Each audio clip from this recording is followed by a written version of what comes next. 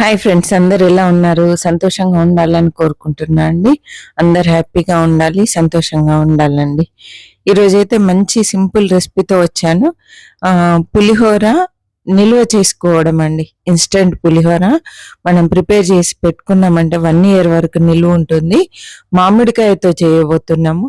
మనకి సీజన్లోనే మామిడికాయలు దొరుకుతాయి. సీజన్ తర్వాత మనకు మామిడికాయలు ఎక్కువ దొరకవు కాబట్టి టేస్ట్ మారకుండా ఎప్పుడంటే అప్పుడు మనం పులిహోర చేసుకునే విధంగా మనం ఈరోజు పులిహోరది తయారు చేసుకొని పెట్టేసుకుందామండి. ఇదైతే ఫ్రిడ్జ్ లో నిల్వ చేసుకుంటే ఇంకెక్కువ కాలం ఉంటుంది. బయట పెట్టుకున్న బూజు రాదండి. నేను ఈరోజు పర్ఫెక్ట్ కొలతలు మీకు షేర్ చేయబోతున్నా. కానీ తడి స్పూన్ పెట్టొద్దు, తడి స్పూన్ పెట్టకుండా తీసుకోవాలండి.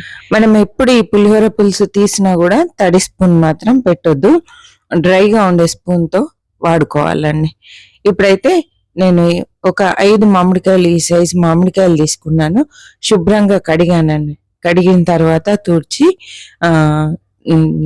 పైన పొట్టంతా తీస్తున్నాను. ఈ పొట్టంతా తీసేసిన తర్వాత చక్కగా అంతా తురిమేసి పెట్టేసుకోవాలండి. చాలా సింపుల్ చేసే పద్ధతి, కానీ కొన్ని టిప్స్ ఉంటాయి. మిస్ కాకుండా చివరి వరకు చూడండి. చూస్తున్న ప్రతి ఒక్కరు తప్పకుండా లైక్ చేయండి, మీ ఫ్రెండ్స్కి రిలేటివ్స్కి షేర్ చేయండి, నా ఛానల్కి సపోర్ట్ చేయండి. తప్పకుండా కామెంట్ చేయండి. కొత్తగా చూస్తున్న వాళ్ళు ప్రీవియస్ వీడియోస్ చూడండి, నచ్చితే బాగున్నాయి అనిపిస్తే అప్పుడు సబ్స్క్రైబ్ చేయండి. ఓకే అండి. మామిడికాయలన్నీ ఇలా పొట్టు తీసేసి ఇలాంటి ప్లేట్ తీసుకున్నాను. కొంచెము హోల్స్ పెద్దగా ఉన్నాయైతే తురుము మంచిగా వస్తుందండి. పెద్ద పెద్దగా పొడుగ్గా వస్తుంది. అప్పుడు తురుము కూడా చాలా బాగుంటుంది. చూసారా, ఇలా వస్తుంది. అంత తురిమి ఇలా పెట్టేసుకున్నాను. ప్లేట్ నిండుగా అయ్యిందండి. చాలా పుల్లగా ఉన్నాయి ఈ మామిడికాయలు. అయితే పుల్లటి మామిడికాయలు తీసుకోవాలండి, అప్పుడే పులిహోర చాలా టేస్టీగా ఉంటది. ఇప్పుడు ఈ తురుమంతా ఒక చిన్న పాత్రతో కొలుచుకుందాం. ఏ కప్ అయినా పర్లేదు, మెజర్మెంట్కి ఏదో ఒక కప్పు తీసుకోండి. ఇలా నిండుగా తురుము కొలుచుకోవాలండి. నేనైతే మొత్తంగా కొలిస్తే నాకు 5 కప్పుల తురుము అయింది. అన్ని చక్కగా ఇలాగే నిండుగా వేసి కొలిచానండి. వెయిట్ అయితే మనకు కేజీకి 1/2 kg సాల్ట్ పడుతుంది. ఇలాగ నేను కప్పు కొలతతో ఇవాళ మీకు ఈ రెసిపీకి సరిపోను సాల్ట్ చెప్తున్నా అండి. 5 కప్స్కి 1 కప్పు పూర్తిగా నిండుగా కాకుండా ఇట్లా పైన సిగపడగొట్టి వేసాను. 5 కప్స్కి 1 కప్పు నిండుగా కాకుండా పైన తీసేసి సమానంగా వేసానండి. 1 టీ స్పూన్ వేంపి పొడి వేసినటువంటి మెంతి పొడి వేసాను. అదేవిధంగా 1 టీ స్పూన్ పసుపు అండి. ఇవన్నీ వేసి చక్కగా కలుపుకోవాలి. ఉప్పు కాస్త ఎక్కువ తక్కువ అయినా కూడా మళ్ళీ కలుపుకోవచ్చండి. ఎక్కువ కాకుండా మాత్రం చూసుకోండి. ఈ కొలత పర్ఫెక్ట్ గా సరిపోయిందండి. నేనైతే మళ్ళీ తర్వాత ఏమి కొంచెం కూడా సాల్ట్ కలపలేదు. పర్ఫెక్ట్ గా మీడియం సాల్ట్ తినే వాళ్ళకి సరిపోతుందండి. ఇలా అంతా ఒకసారి కలిపి పెట్టేసుకున్న తర్వాత ఒక స్టీల్ కడాయి తీసుకొని స్టవ్ ఆన్ చేశాను. ఇందులో ఏ కప్తో అయితే మనము మామిడికాయ తురుము తీసుకున్నామో అదే కప్లో సగము ఆయిల్ తీసుకోవాలండి. సగం కప్ ఆయిల్ వేసేసి ఇందులో కూడా కొంచెము మెంతి పొడి వేసాను. వేంపి పొడి వేసిన మెంతి పొడి వేసేసి అది కొంచెం గోరువెచ్చగా కాగానే ఈ తురుము అంతా ఇందులో వేసేసానండి.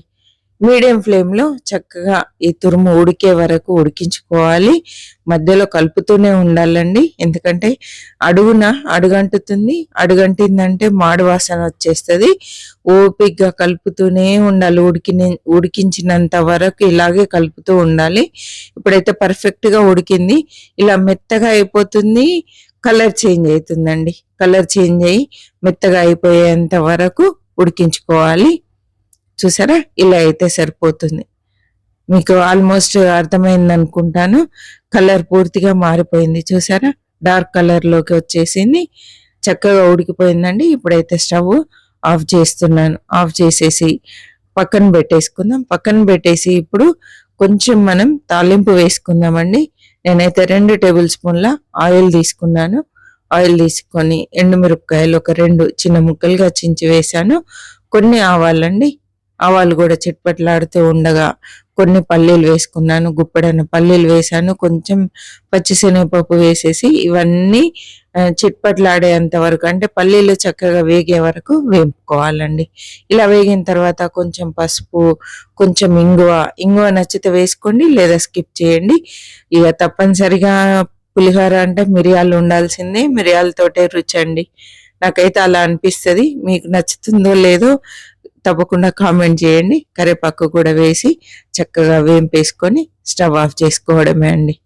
చూసారా, తాలింపు పర్ఫెక్ట్గా రెడీ అయిపోయింది. ఇప్పుడైతే నేను స్టవ్ ఆఫ్ చేసేస్తున్నాను. స్టవ్ ఆఫ్ చేసేసి కొంచెం చల్లారే వరకు పక్కన పెట్టుకుందామండి. పక్కన పెట్టేసి ఇప్పుడైతే నేను ఒక ప్లేట్లో కొంచెము అన్నం తీసుకుంటున్నాను. ఇది చల్లారబెట్టానండి, కొంచెం చల్లగా అయిపోయింది. ఈ చల్లగా అయిపోయిన దాంట్లో కొంచెము ఈ పులిహోర, మామిడికాయ పులిహోర ఇందులో వేసేసుకుందాం. మరి ఎక్కువ పట్టదండి, చూసి వేసుకోండి. మరి ఎక్కువైతే పుల్లగా అయిపోతుంది, అందరు ఇష్టపడరు పుల్లడిది తినడానికి, కాబట్టి చూసి వేసుకోండి. స్పూన్తో కలిపితే ఏం బాగుంటుందండి, అస్సలు బాగుండదు. పులిహోర అంటేనే చేయితో మంచిగా కలిపితేనే అప్పుడు అన్నంకు రుచి అండి. చక్కగా అన్నానికి పట్టించేసాను. ఇప్పుడు మనము తాలింపు వేసి పెట్టుకున్నాం కదా, ఆ తాలింపు ఇందులో కలిపేసుకుందామండి. ఇలా మనం ఎప్పుడంటే అప్పుడు సంవత్సరం పాటు చక్కగా పులిహోర, మామిడికాయ పులిహోర ఫ్రెష్గా తినొచ్చు. ఇలా చేస్తే అంటే మామిడికాయ తురుము ఇలా మనం ఉడికించి పెట్టుకున్నాం అనుకోండి, సూపర్గా ఉంటుందండి. ఎప్పుడైనా కూడా ఫ్రెష్ టేస్టే ఉంటుంది తప్ప మాగిన టేస్ట్ మాత్రం ఉండదు. చాలా టేస్టీగా ఉంటుందండి, చాలా కమ్మగా ఉంటుంది. తప్పకుండా మీరు కూడా ట్రై చేయండి. ఈ ముద్ద మీకోసమే అండి. చూసారా, సూపర్ పులిహోర అండి. చూడండి, ఇదంతా చల్లారిన తర్వాత ఇలా గాజు పాత్రలో వేసి చక్కగా మూత పెట్టేసి ఫ్రిడ్జ్లో పెట్టుకున్నాం అనుకోండి. డీప్ ఫ్రిడ్జ్లో అవసరం లేదు, నార్మల్ ఫ్రిడ్జ్లో పెడితే సంవత్సరం పాటు ఎప్పుడంటే అప్పుడు మనం మామిడికాయ పులిహోర చక్కగా అరగించవచ్చు. ఎంత సూపర్గా ఉంటుందో, మాకైతే ఇంట్లో అందరికి ఇష్టము. మీకు ఈ రెసిపీ ఎలా అనిపించింది ఏంటి అనేది తప్పకుండా కామెంట్ చేయండి. మరి ఒక మంచి రెసిపీతో మళ్ళీ కలుద్దాం. తప్పకుండా చూస్తున్న ప్రతి ఒక్కరు మీ ఫ్రెండ్స్కి, రిలేటివ్స్కి తప్పకుండా షేర్ చేయండి. నా ఛానల్కి సపోర్ట్ చేయండి, కామెంట్ చేయండి.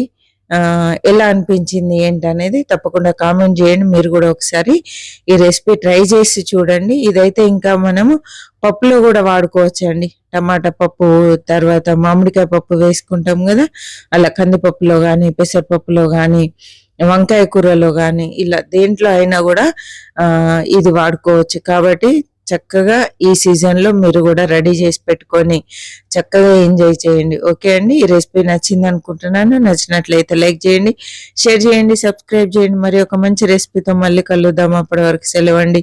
చివరి వరకు చూసినందుకు thank you so much. Happy cooking అండి.